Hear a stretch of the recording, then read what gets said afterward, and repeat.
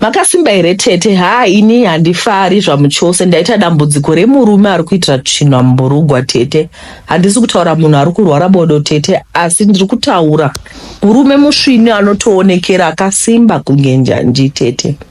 Zvinonzi chakafukidza dzimba matenga tete, asi zvinotaurika here kuti ndigere nemurume mukuru ari kuzviitira tsvina? Handisi kutaura vaya vasina kuwana home training yakakwana, vasingagoni kuzvitsvaira kana vapedza kushandisa chimbudzi tete, asi ndiri kutaura iro rinokutarisa. Ndakasangana baba Tafadzwa 12 years ago, zvichira kuti muwanano ndagare makore 13 tete. Murume wangu akandiwana ndiri hustler ndichitengesa kana kuri crossa border hatishatauri. Kuita mabindoko tete ndakakudzidziswa namai vangu ndichiri musikana, vaitikurudzira kuva mudzimai akarongeka. Saka ndakazosangana baba Tafadzwa ndaitwa nemabhizinesi airana achitoita profit. Nekastai ndikadainge ndavakawo 2 rooms kandaitogara. Zvese zvainge zvakarongeka. Mufaro baba Tafadzwa aingova an ordinary man, asi hatina kumbobvira zvedu tarara nenzara tete. Takagara zvedu zvakanaka. Tafadzwa akazvarwa ini ndichingoita mahustles angu 10 years ba, zvinhu zvakangomira zvakadaro. Makore 2 apfuura tete, ndipo pakangotanga kuti baba Tafadzwa mari chayo, zvekuti vaiti kana vasina kushanda vanowana 500 USD per day. Ndipo pavanenge vachiti masango matema. Ka2 rooms kandainge ndavaka tete nemahustles angu baba Tafadzwa vakaka extenda in 2 weeks, kainge kapera kuita imba hombe ikaiswa maloja. Vakati mari yacho ndishandise, vainge vasinei nayo tete, ndishandise zvandaida nayo.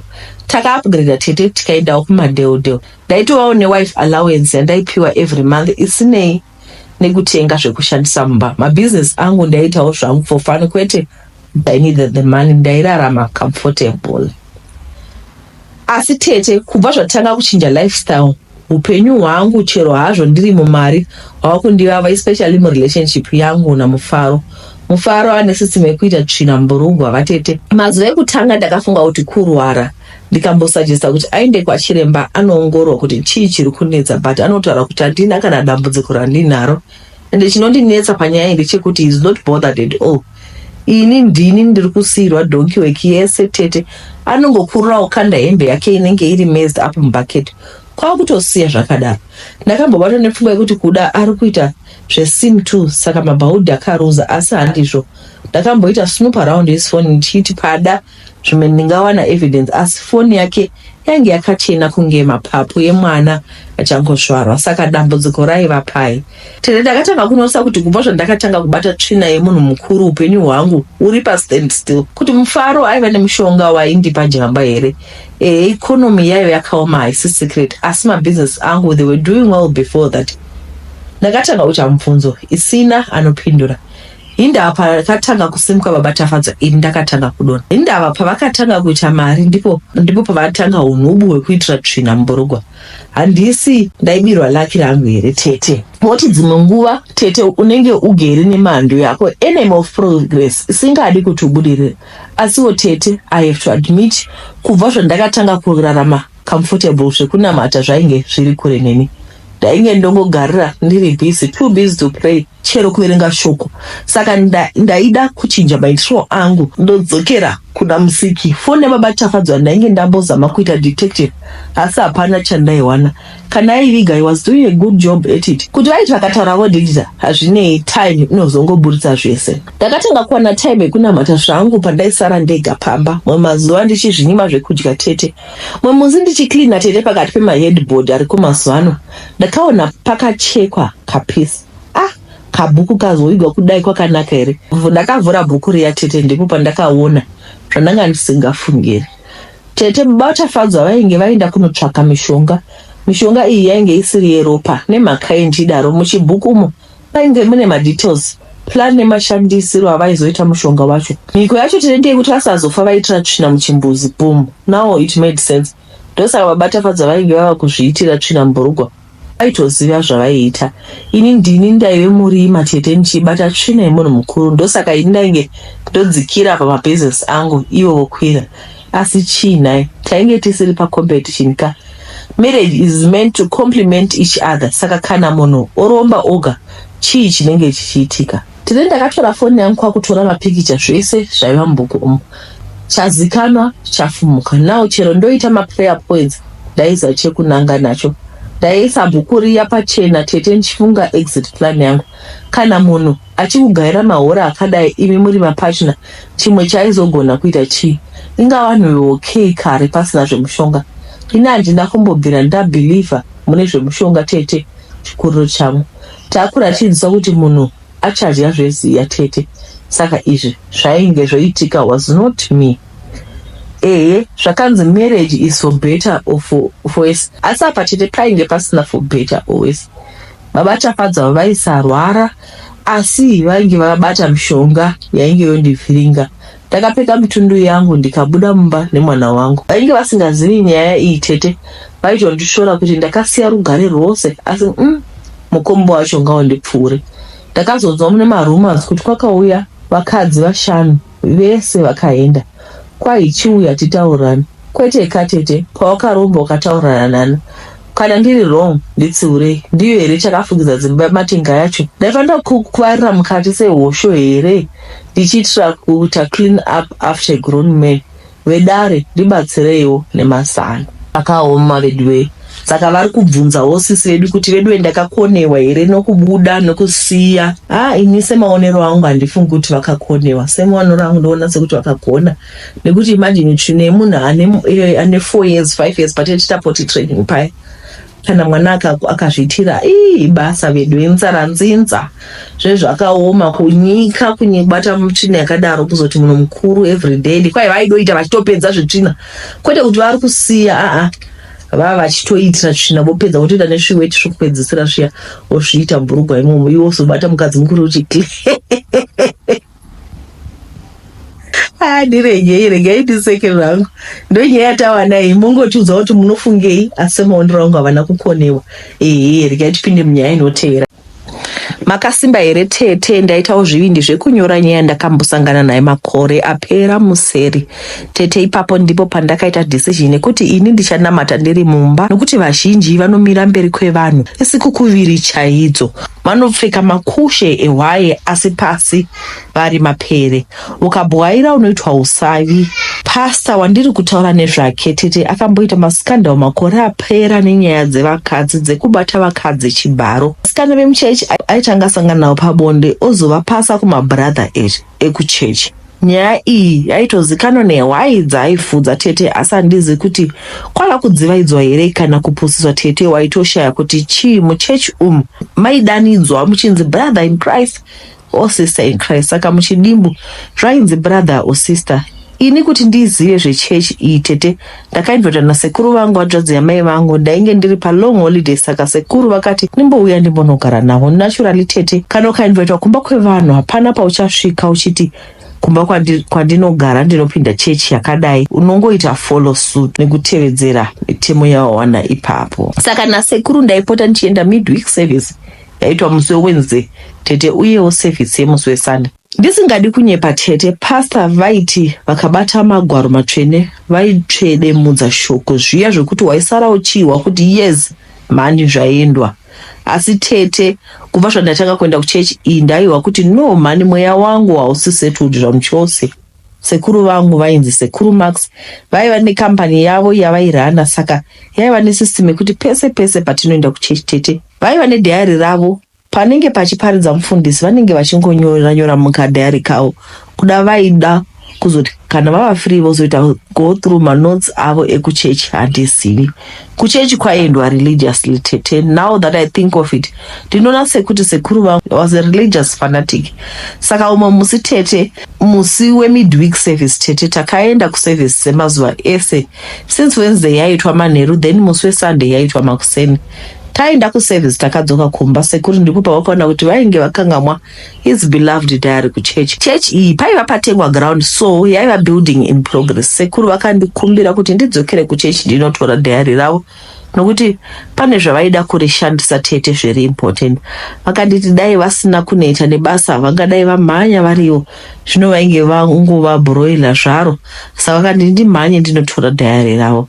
Semunhu ainge atora chitambi chekudhiraivha, ndakapiwa mota nasekuru. Luckily traffic yanga yava 9 nokuti dzaiva around 9, service yainge yapera kuma 8. Saka ndakarova mota ndakananga kuchechi. Sezvo ndaingozopinda muchechi kwenguva diki, handina kuona need yekupinza motikari mukati mechechi yard. Ndaingopinda muchechi in and out quickly. Ndakapinda muchechi tete ndichiti nditore dhayari rasekuru. Painge pane mota yapast name yandisina kuziva kuti ndeyani. Ndakangoti zvamufundisi kuda vaita visitor panewo vari kuita Bible study naye, let me mind my own. Ndakapinda muchechi manga makanyarira kuti nechekumberi ndiko kwainge kune light kuchiratidza kuti kune vanhu vari kutaura. Ndakatora dhayari rasekuru vangu ndokuona kuti kupulpit kwanga kune some unfamiliar movements. Pairatidza kuti pane chaitika tete. Naturally tete ndiri munhu kaita curious kuti ndione kuti chii chiri kuitika. Mufundisi nemunhu vainge vainaye tete was so focused mune zvavaita zvokuti havana kundinzwa ndichipinda. Ndakati rega ndiswedere padhuze ndinyatsoona kuti what was taking place nekusiya ndaoneka mufundisi. Tete ndipo pandakaona mufundisi wedu aitiparidzira kuti tisaita zvemashaviro. Akashama hana asina kana kusimira chinhu tete. Muchiuno mamufundisi mainge mune nyoka yakavamonera. Umwe murume wavaive naye ainge akapfeka madhumbu aya anopfekwa nen'anga, achipuma mufundisi muswe wanga akabata. Vaita senge vari in a trance tete. Ndakanyatsoona mufundisi vachipiwa mushonga vachiuyeresa pasi pechechi kwava kufutsira. That's it, I had seen enough. Mamwe powers aiva nabeloved mufundisi aive kuedzera naika kokubvunda kwandainge ndoita. Pandakada kuti ndibude muchechi ndainge ndongobvunda. Ndakabva ndadonedzwa benji ndirogwengwenyere chivira pasi futi ningizi. Zvinhu zvacho hazvidi kudaro. Mufundisi nen'anga iya paiva ne-unwanted pair of eyes. Vakabva vasimudza musoro, ini namufundisi tikasanganidza maziso. Oh no, paipapa ndakamhanya kumota tete. Ndaiziva kuti mufundisi ndaive ndavarova ne-element of surprise. Saka pavachamboita marecovery ekupfeka nekuda kunditeera ndinenge ndakavha zvedistance. Ndakadzokera kumba kuna sekuru vangu ndikanova dhayari. Sekuru vakazviona instantly kuti pane chaindinetsa. Sekuru vangu was a laughing man. Ndakavataura kuti ndaizovatsanangurira mangwana pachena. Tete usiku hwakareba ihwohwo kusingacheni. Ndaiziva kuti there was no way mufundisi vaindisiya ndichifamba neinformation yandanga ndinayo. First hand experience andaive ndaona such a pastor of his standing kuzikana kuti vanobata mushonga. No, never.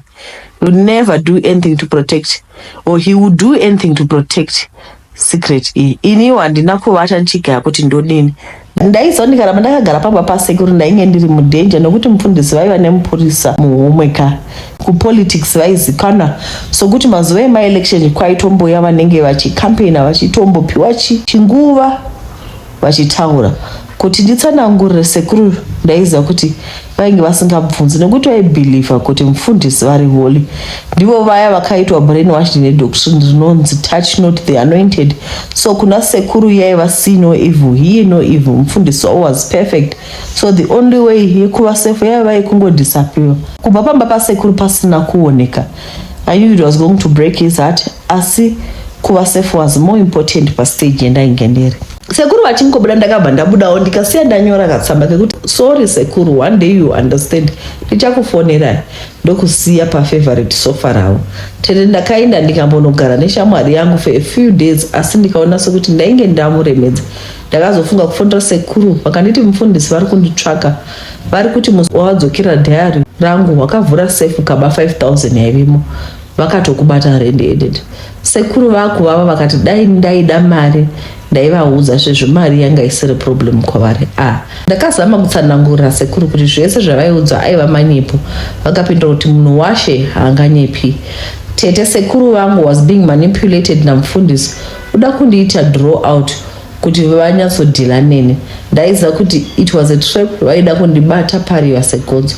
Ndakanzwa sekuru vofona zveumo musi voti mufundisi vari kukutsvaka, vati vakakuregerera sezvo mari dzavo ainge abuda uye ndaive ndapasa zvakanaka. Vaive willing kuita fund zvidzidzo zvangu zvetertiary education. Panga pasina chekuti mufundisi vandiregerera apa. I never did anything wrong to begin with. Asi kamufundisi vainge vachimaster chigame chemanipulation.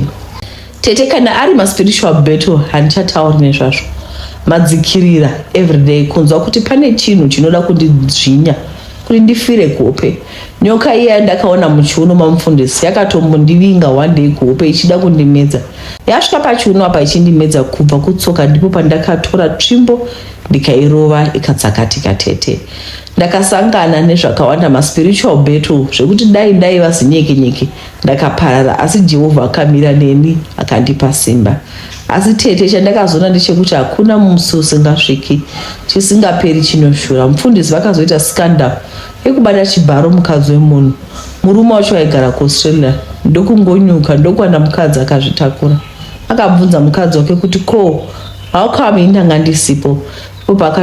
Ndipo pakataura mukadzi chokwadi chete kuti mufundisi vainge vamupindura vakamubata chibharo vachinyepa kuda kumunamatira. Ezvo vainge vazobata wai zvisizvo. Mufundisi munhu aive nemari dzake akambozama kutsika nyaya iyi, asi murume mukadzi wekubatwa chibharo akaita noise pasocial media, pamasaisai, pamatelevision, pakamboita hashtag justice for Anna. Ipapo ndipo pakavhurika keni remakonye. Vakadzi vamwe vakatanga kubuda pachena tete vachitaura kubatwa chibharo kwavanga vaitwa namufundisi. A total of 120 women were willing to testify against mufundisi, some as young as 17. Zvichira kuti mufundisi uyu was a serial rapist. 120 vakadzi vasina kubuda pachena. It seemed kwese kwavaiva nesangano vaisiya vacherekete. Pakaitwa search warrant kumba kwamufundisi tete. Vakaita breakdown door bedroom make raiva nefingerprint lock raiva risingapindwi chero nemukadzi wake because it's his holy shrine. Mushrine makabuda zvinhu zvinotyisa zvinokatyamadza zvisati zvamboonekwa nemaziso evanhu, kubva kuzvimuka zvemazizi, zvinyamukowo, mipurwa. Mufundisi akadonha zvakatyisa nyaya sekushandisa mushonga dzikatyisa vanhu kuti how come mufundisi so. Nyaya iyi yakaita noise chaizvo zvokuti pakaenda kumatare edzimhosva, he was sentenced to life in jail. Tete vanhu vakatanga kuvhurika maziso. Ndakazwa sekuru vangu vofona kuti muzukuru wangu ndakakutadzireiko. Ndakadecida kunoona sekuru vangu ndikavatsanangura zvainge zvaitika kuti ndizosvika pakutiza. Sekuru vakanzwisisa vakati kubva zvabvarirwa mufundisi muchitokisi tete, muchechi mainge maputika nyanga yaipfungaira ichijamba chechi yese zvekuti vanhu vose vakatiza. Asi vaingoti dai ndakavaudza zvandainge ndasangana nazvo, asi ndakaziva hangu kuti nguva yacho vainge vasinganzwisisi, vaita senge vakabikirwa muhari chaivo. Mufundisi vakazocommita suicide.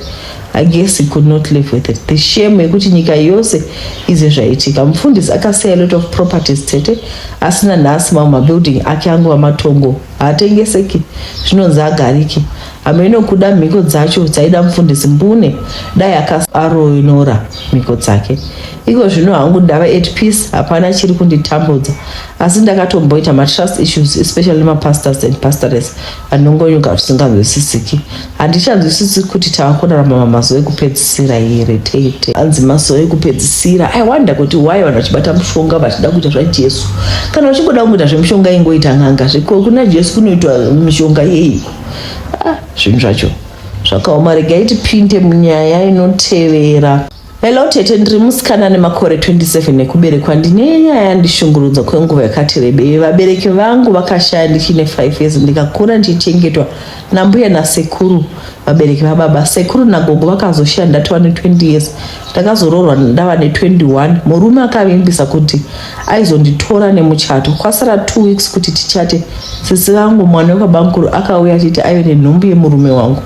Murume wangu ndakamubvunza akati chokwadi. Ndakabatikana ndikasvika pakukansela muchato. Ndakagara 2 years ndisiri murelationship because I was heartbroken. Ndakazowana akandidawo from Zambia. Now rave gore rechi4 tichifambidzana. Last year akauya kumaintroduction achibva kumbira list, but ndakanga ndaramba kuti auye because of zvakamboitika. Akanyorera list ye17,000. Hanzi nekuti he looks like a rich guy. Akatsvaka mari ikakwana last month, aida kuzorora this week. Nezuro akawanikwa akarara nasisi vangu. Vakanditorera murume last time. Ndapererwa tete, ndashaya kana chekutaura, ndibatsirewo. Zvoreva kuti nherera haidzicharoorwi here, please ndibatsirewo, ndasvika pakugumirwa. zvakaoma vedwe, ndizvo zvinhu zvakaoma chokwadi. Ko munhu achona ongoita basa rekuti akangodana nemunhu masisters ake anovata nemunhu wacho. Zvakaoma shuwa. Chii ichochi? Alright, regai tiverenge imwe nyaya inotevera. Handizivi kuti mungatiwo kudini. Ndinonzi Tariro, ndinogara muHarare, ndine makore 23 uye ndinoshanda semudzidzisi pane imwe college.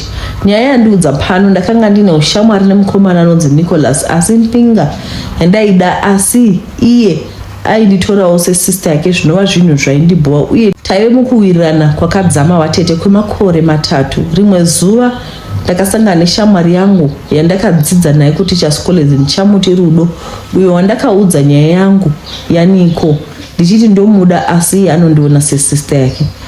Ndakamuudza kuti ndomuda asi handizivi kuti ndoita sei kuti andidewo, asi akati wadii kuenda kun'anga kuti uwane rubatsiro, nekuti iye akati ndakaendawo ndichida kuroorwa zvangu zvikaita. Akatsanangura kuti n'anga dzinogona kubatsira mukugadzira matambudziko emunhu uye emhuri. Akanyatsotsanangura zvekuti ndakanzwisa tete ndokuti kana ave free aizondiperekedza. Takasvika kun'anga, ndakapiwa mushonga kuti Niko andide, ndakapiwa powder kuti ndimisire drink kana maheu. Ndakazonozoisa muchinhu chekumwa asi chinotonhora chete. Mwedzi 3 yakapfuura ndakaona Shandiko. Niko akatanga kundiratidza rudo rwakadzama uye akatanga kundichengeta zvakanyanya. Ndakafara tete zvekuti ndainge ndakugara ndichienda kunowedzera mushonga kun'anga kuti nekuti unoda kuramba uchijusa kuti rudo rusapera. Rimwe zuva ndakati ndirere, ndakanzwa kuti pane murume wechidiki mupfupi asi face ichiradza kukura, ane ndebvu hombe, akatanga kurara neni asi ndaive ndakabatwa nedzikirira. Ndakamuona ndokuona kuti zvinhu zvandanga ndichiona ndiri kudzikira zvinhu zvanga zvichiitika nekuti ndaibuda urume hwainhuhwa. Zvinhu zvakatanga kuitika pakusvika ndangorambwa naNiko for no reasons vatete, zvekuti nawo ndinoti ndikapinda murudo handipedzi 2 days ndorambwa zvinorwadza. Semunhu anogara ari kun'anga ndakapiwa mushonga weLucky asi hausi kushanda. Ndinorarwa nekadhara kaneri kufunga kuti pandakanotora mushonga weMpinga uyu ndakarombeswa mukusaziva, asi sekuru vakandipa mushonga uyu vakati zvinogona kudaro wakakanganisa mhiko dzangu, mushonga ukashanduka. Asi handina mushonga pamwe nemhiko yandinoti ndakatadza kuita vatete. Kufamba ndafamba asi hapana chiri kuchinja. Zvinoita wesi mumba kana ave manheru munotonetsa kuti ndirare. Kuredhiyo ndakamboenda ndichida kurubatsiro asi muprofita vakati vanoda kundibatsira vese vaingoti uya tite bonde kuti zvipere. Ndakarara nevanokwana kuita 6 ndichiti pamwe zvinopera asi hapana, vaingoda kuita upombwe neni. Zvakaoma chokwadi. Jesu akuuya, ndozvandingangotaura. Tinokutendai nekuteerera nyaya kwamaita muzuva ranhasi. Muve nezuva rakanaka. Tichipinda muweekend handisati ndava nenyaya dzandinogona kuposta paweekend. Video time muchititumira, musarega kutumira nyaya dzenyu kuita kuti tirambe tichiposta. Muve nezuva rakanaka. Ndatenda.